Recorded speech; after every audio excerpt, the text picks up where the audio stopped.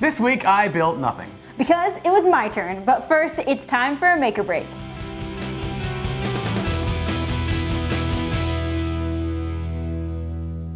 Hey guys, welcome back to Make or Break, where we share our favorite maker videos of the week and then challenge ourselves to build a project of our own. I'm Sarah. And I'm Rob, and this week we gave Sarah here some time in the shop to make something of her own. Yep, and I decided to make something for my mom, and here's how it went.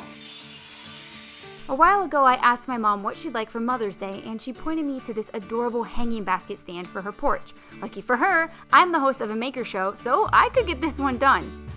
I started with this simple sketch, figured out my cut list, and fired up the saw. I used only a couple 2x4s, a 2x6, and a 2x10. I first measured out my cuts, and then I used the miter saw to get this all squared away. The 2x10 was a little wide for the miter saw, so I grabbed our 6.5-inch circular saw and used a square to keep my cut on the line. Once I had my stack of pieces ready, I started the assembly by laying it all out on the bench. I spent a few minutes cleaning up the boards with a quick sanding. I decided to hold the frame together with pocket holes and use my Craig jig to get that done quickly. I held the 4 pieces together with a Bessie band clamp and drove in the pocket screws. For the 3-layered base, I pre-drilled some holes to make sure I didn't split the wood and then screwed them all together.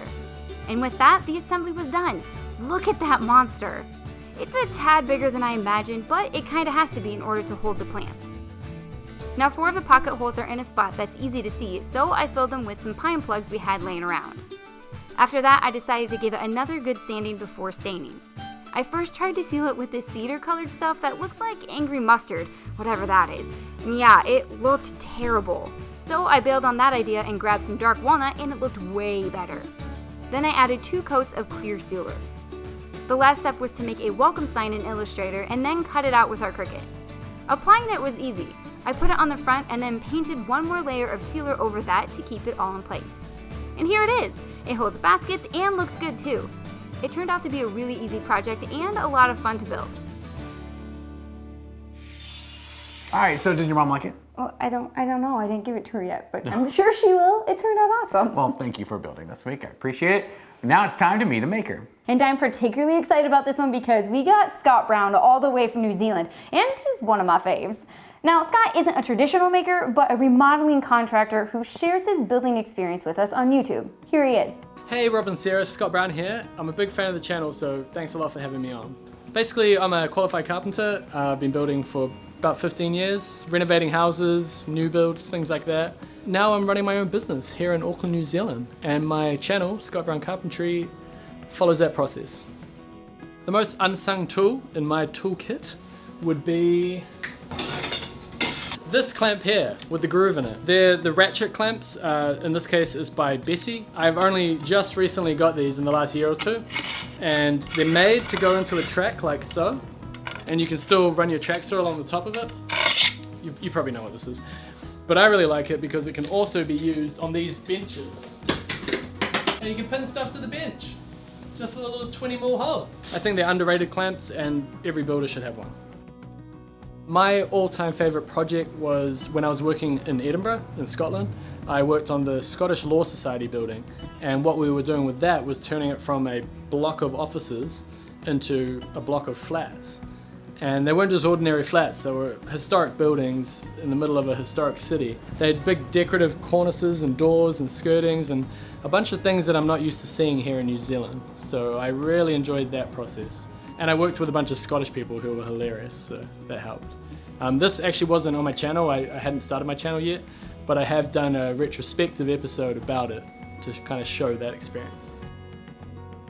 Another maker that I love to follow is The Offcut here on YouTube and The Offcut NZ over on Instagram. Tim is based here in Auckland as well, and he builds a lot of furniture out of plywood and other materials.